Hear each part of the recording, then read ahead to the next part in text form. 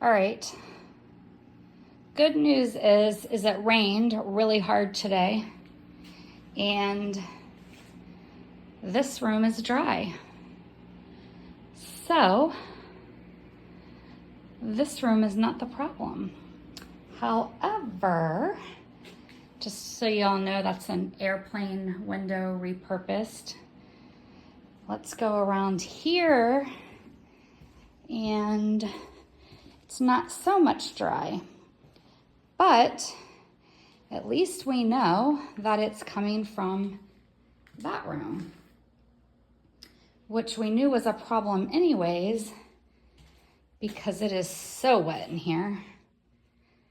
So we will start working on getting this out and then trying to figure out what to do in there. But at least we